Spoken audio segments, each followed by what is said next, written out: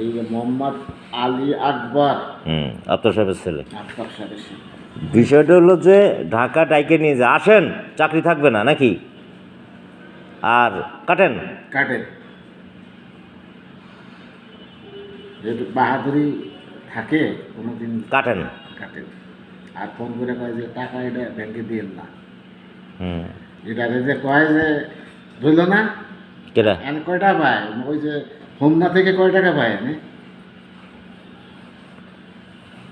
মাঝে মাঝে। না, আপনারা যে বললো যে টাকা ব্যাংকে দিয়েন না, আপনি ব্যাংকে দিয়ে সেটা, আরে ওই দিনকেও তো লাস্ট যে ঘটনাটা কি বলে বালিয়াকান্দি থেকে যে 4200 টাকা মাত্র, আমি ফরিদপুর অফিসের দিনকে না আসলে ওই টাকাটা তো বিকাশ এসে নিয়ে সারছিল।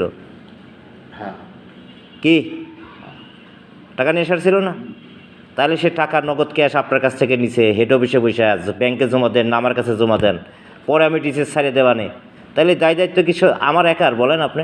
তারপরেও আমি দেখেন, আমি যতগুলো কাজ আপনাকে আগাই দিছি, একেবারে তো কম আগাই দিই নেই। না আপনি বহুত আগে দিয়েছেন কাজ। তার মানে কি হে ওই যে আমরা যে ইভেন আপনার কাছ থেকে তো আমি 2টা টাকা তো নিই নেই। না না, সে আপনি ব্যাংক স্লিপ আমরা করি 44,000 টাকার ব্যাংক স্লিপ করলাম, সে আমার ফোন দেয় এখন আপনি কোথায়, আমি তো অন করলাম যে আমি তো অফিসে।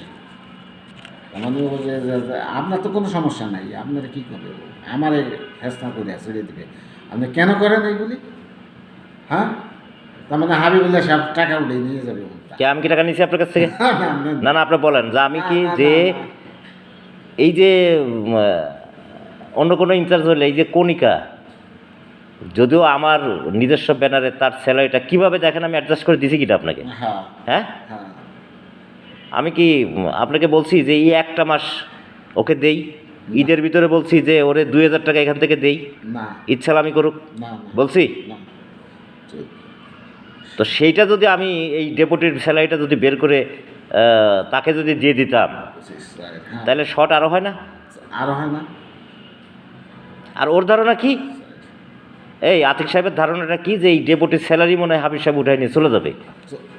হ্যাঁ, আসলে কি নিছি আপনি বলেন? না, না, নেন নাই, আমার স্যালারি নেন নাই। এখন না, এই যে কণিকার যে স্যালারি আমি কি নিছি?